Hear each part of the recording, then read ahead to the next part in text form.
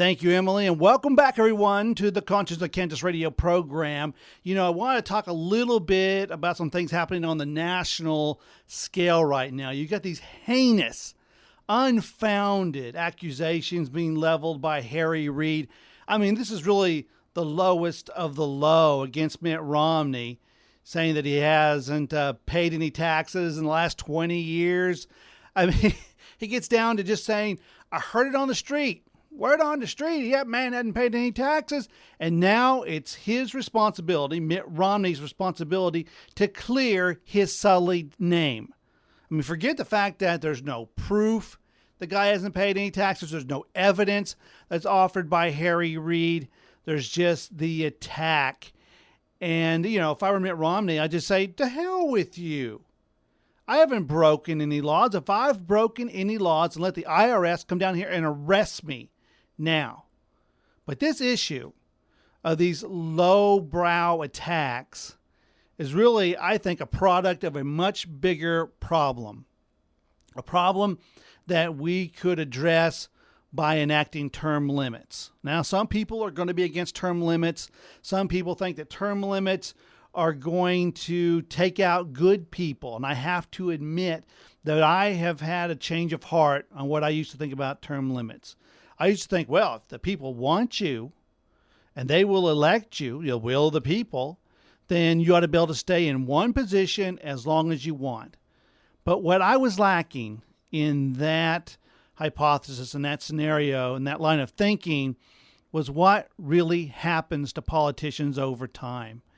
We want to have people that will come up and serve. We want to have people that will be our representatives. We try to call out and get the best people we can. And sometimes we fail.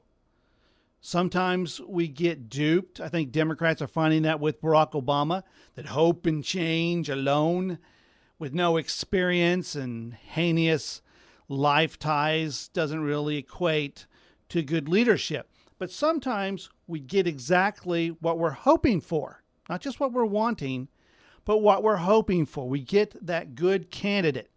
We get the conservative that's out there. He's ready to go and get it. He's got heart. He's got strength. He's got fire in the belly.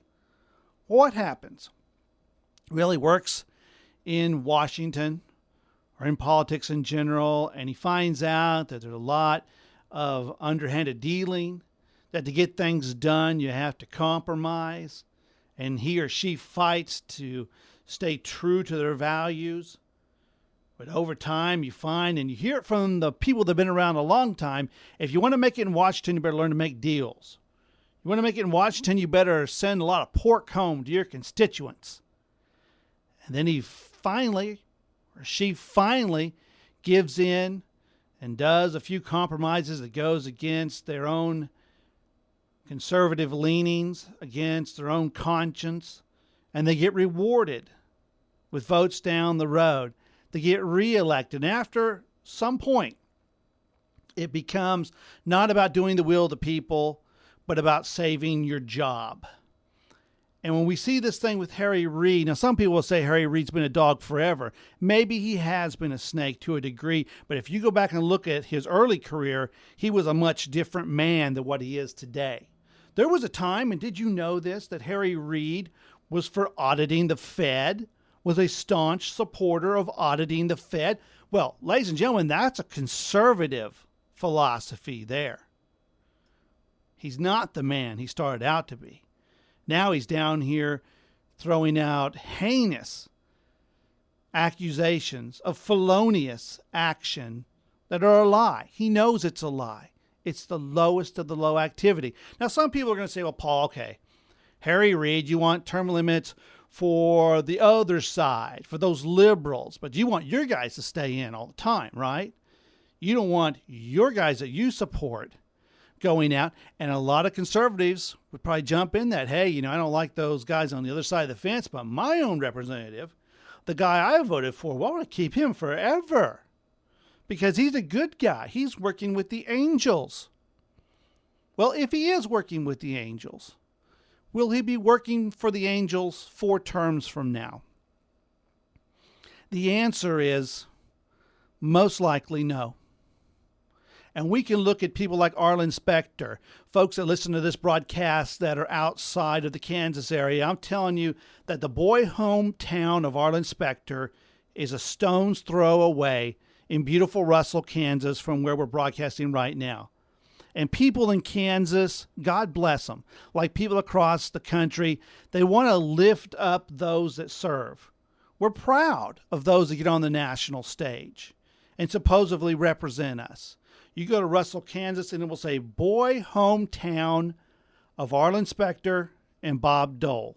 We're very, very proud of that fact. You go down, matter of fact, you go down Main Street, and there's a giant brick stage up there, side of a building with this beautiful mural. Took a lot of sweat to put that in there that says, boy hometown of Arlen Spector. And I love the people of Russell. Great people, patriotic people. I was in Russell, Kansas today, and I got to tell you, it takes every bit of my restraint from going up to that brick wall with a ladder and 10 gallons of white paint and blotting out Arlen Spector's name. He's now a blight to Kansas, a blight to beautiful Russell, Kansas. He is a defector. He's a traitor. And you look at the last end, the tail end of his career, this guy was a soulless SOB. He didn't care anything about conservative values. He didn't care anything about the Republican Party. He jumped to the Democrat Party. Why? Because it would give him another term. That was his scenario. That was his plan.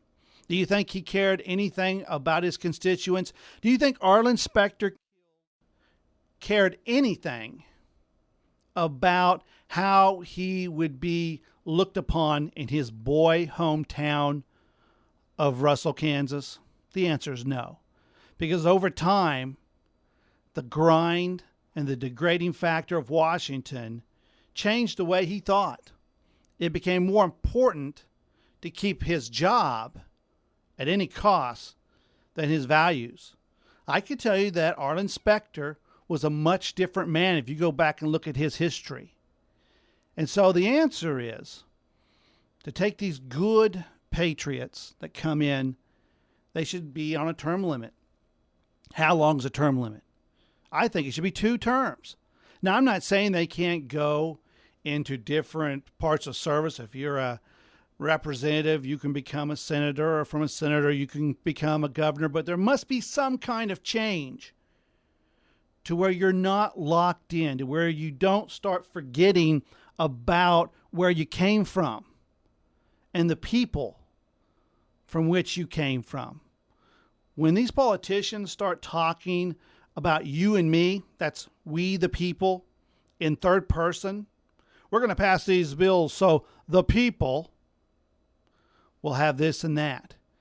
And they start mentally and sometimes even more overtly separating themselves from the people they represent. It's because they have lost their way. They're no longer living, no longer remember what it was like to be in with the populace. They've been separated for so long. That was not how the founders intended it. That's not how our founding fathers wanted it. They clearly stated from Washington on that could have become a king. He said, no, I'm not going to do this. We don't want to have our rulers in for life or even vying for life. They should come. They should serve truly and honestly to their conscience as hard as they can. And then they should go back from whence they came. That is to the heart and soul of America. Term limits is what we need, even if you're good, and especially if you're a good politician. So you can go back from whence you came to the American people without having lost your soul, without becoming a Harry Reid or an Arlen Spector or many other examples that I could have given, and all the damage that's caused to the American people by lifetime politicians, career politicians, that the job is what's important and not the American people.